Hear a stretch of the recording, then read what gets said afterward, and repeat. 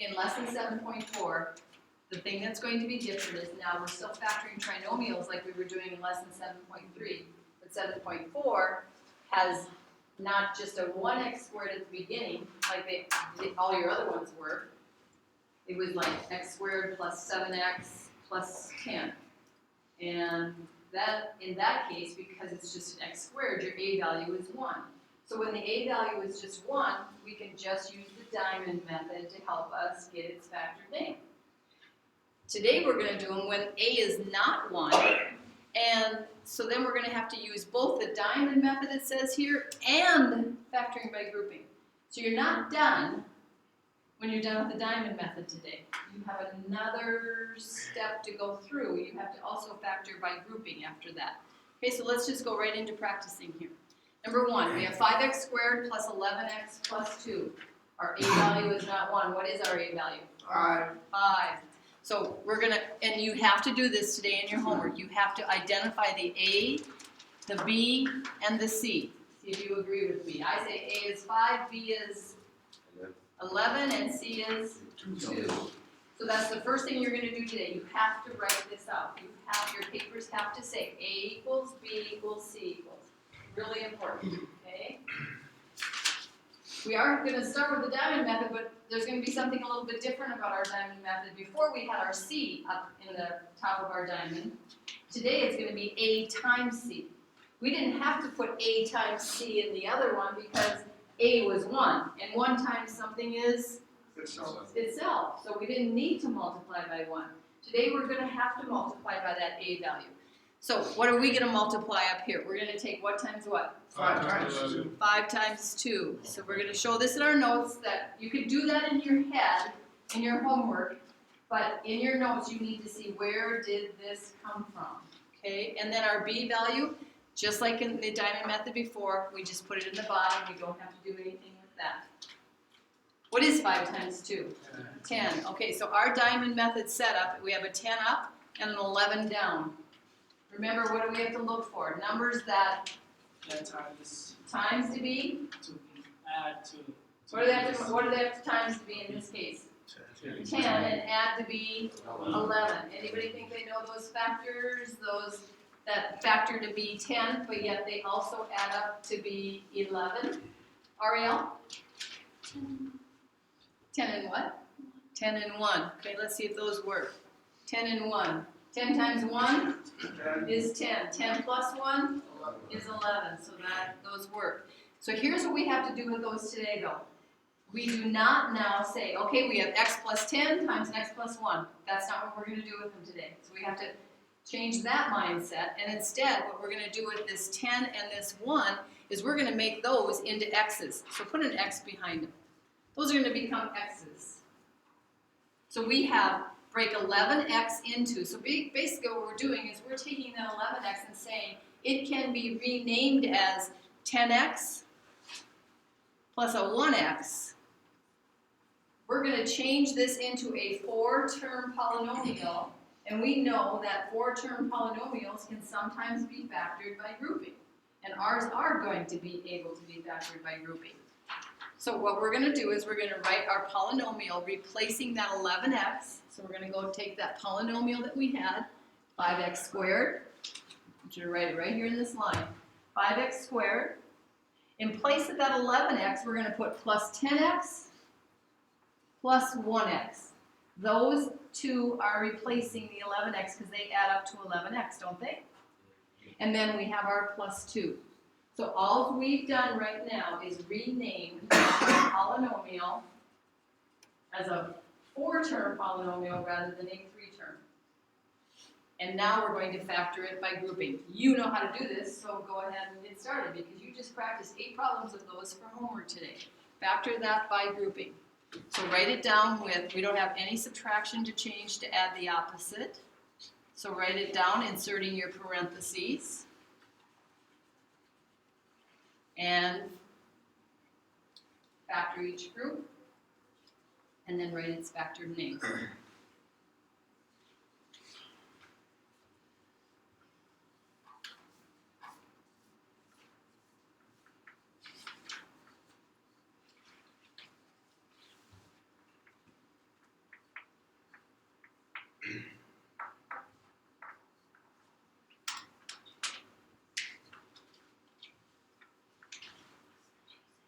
say the GCF of the first group is 5x. Do you agree with me? Yes. Yes. Okay.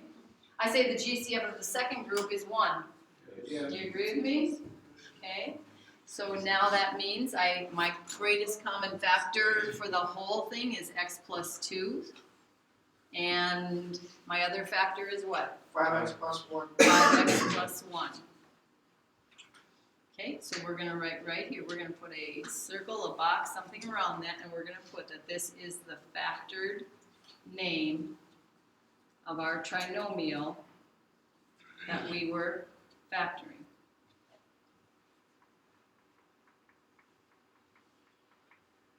So notice we still got 2 binomial factors for our answer. But instead of both of them starting with x this time, in this case, only one of them starts with x, the other one starts with a 5x. And neither of them have to start with just an x.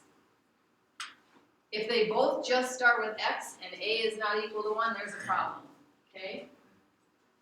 So anybody have questions at this point before we check to see how well we did? We're going to do a check problem. Okay? So we're going to check it out. We're going to do FOIL. Everybody do it with me because we're going to practice FOIL so we don't forget that skill.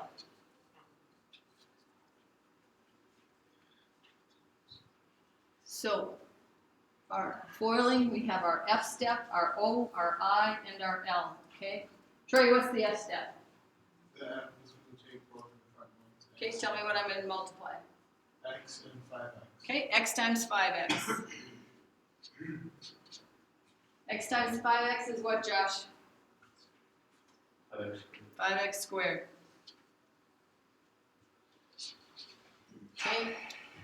O step. Seth, what's the O step? Outside. Okay, so tell me what I'm going to multiply. X. X times what? 1. 1, okay. Mia, what is x times 1? 1x. 1x, okay.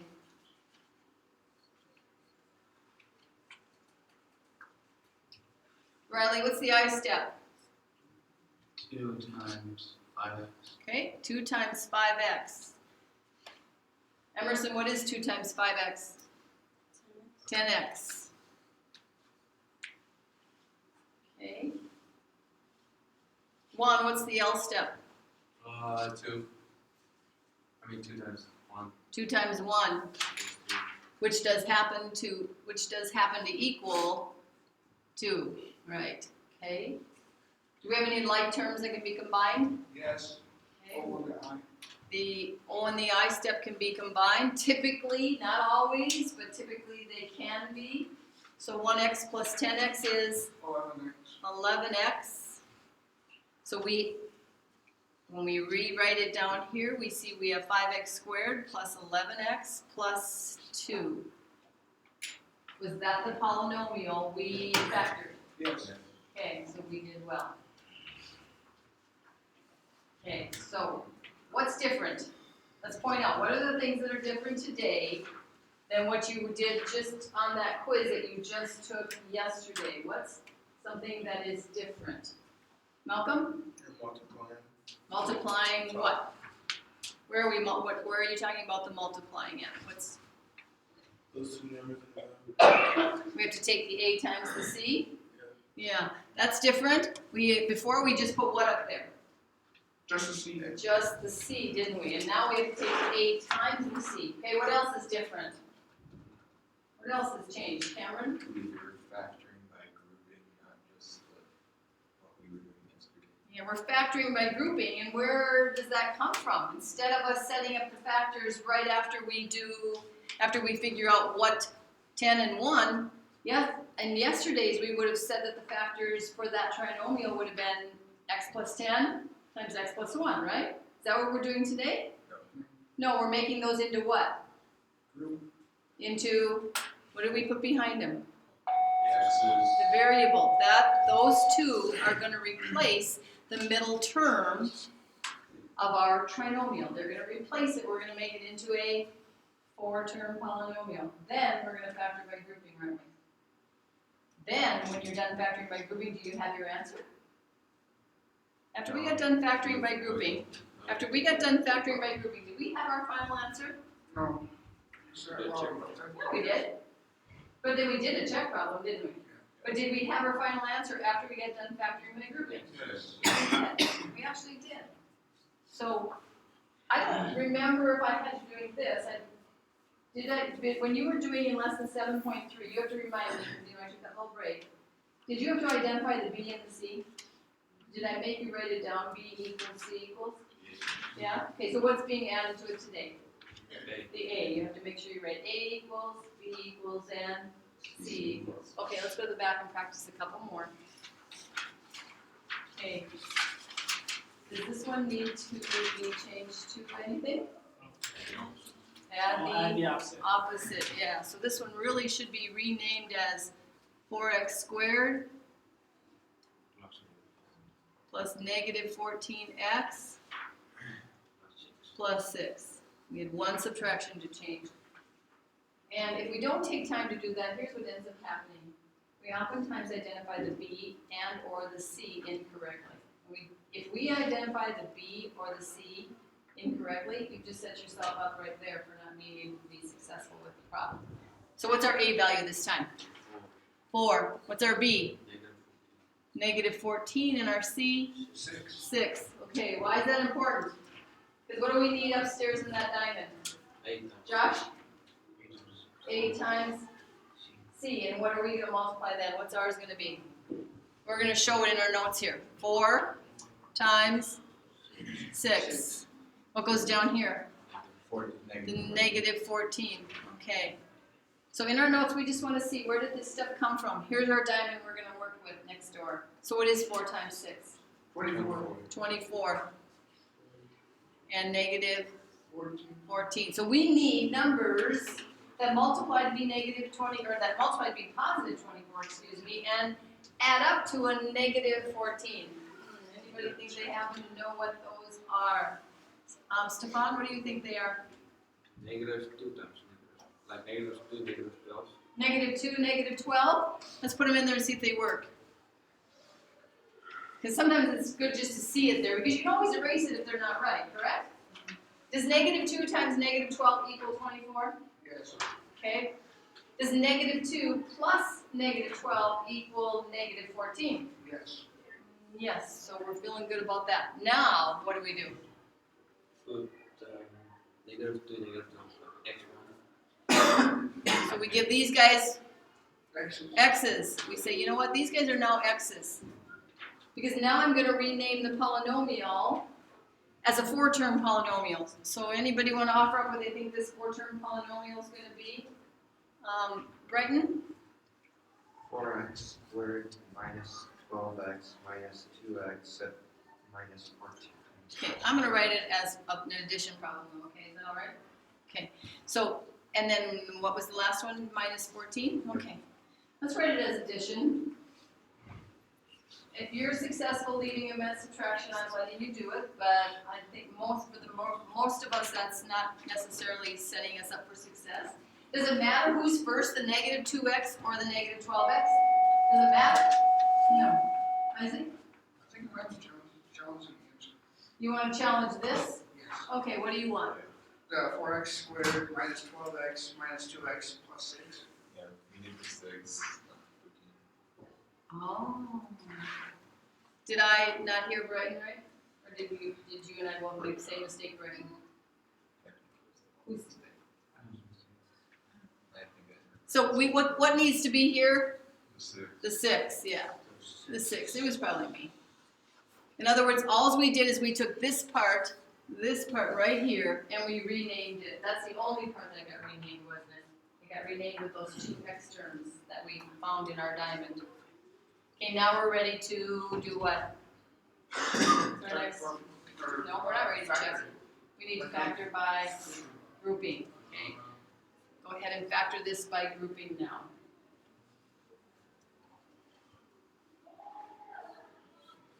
You want to do the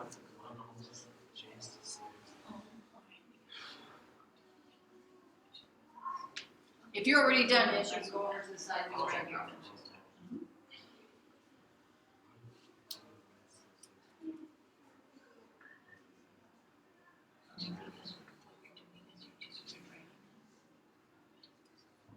Oh, And putting 2 spots.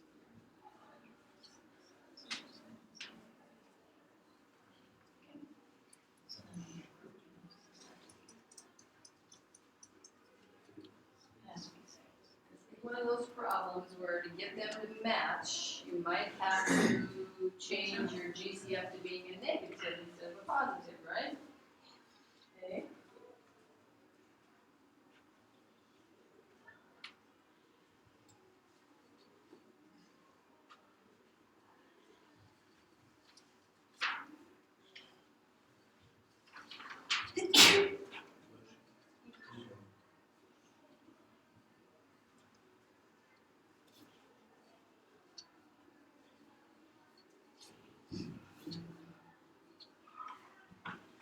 Okay.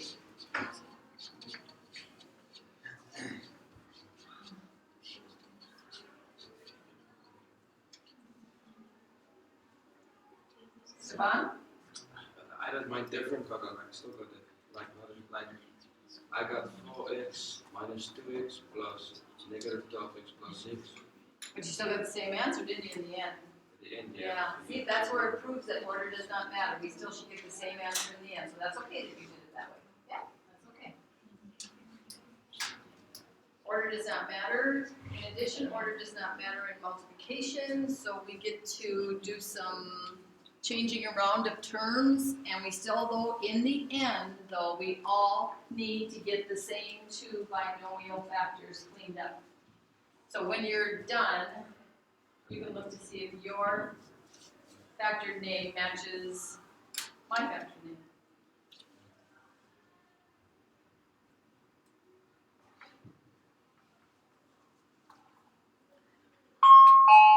Mrs. McGrath, Yes, will you please send Brayden Smith to the office? I will. Thank you.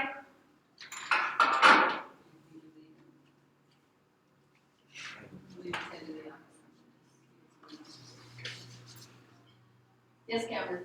I got 2x minus 1. And what else? 2x minus 6. And 2x minus. But if you do a check, probably get the same answer. Okay, now, here's the deal though. Here's what happened. So you said you got an answer was 2x minus 1, did I say? You said? Yeah. And 2x minus 6? Yeah, I mixed around the -2 and the -12. Okay, That's okay.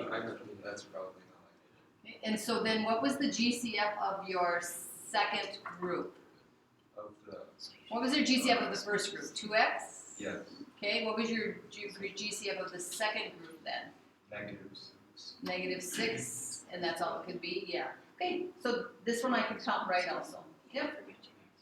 If it multiplies out to get you back to where you were, it's probably okay. Now, what we will learn eventually is how to factor these completely. That one, the answer you guys got, we would say is not factored completely. Or in other words, 2x minus 6 can be GCF. So, but we'll deal with that at the end of the chapter, okay? So I would not count that answer wrong. That other answer, 2x minus 1 times 2x minus 6, counts too. Okay?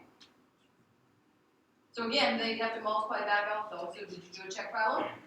Do a check problem off to the side and make sure that it multiplies back to what you were supposed to get, where it came from, okay? Any other questions before we try one more? Any other questions? Okay, then let's go on to the last one here, what's the first thing we probably better do? Change to add the opposite, and probably also give that x, what's invisibly there in front of that x? A 1, so we're going to put plus a negative 1x plus a negative 15. Okay, so now we can identify our A, our B, and our C.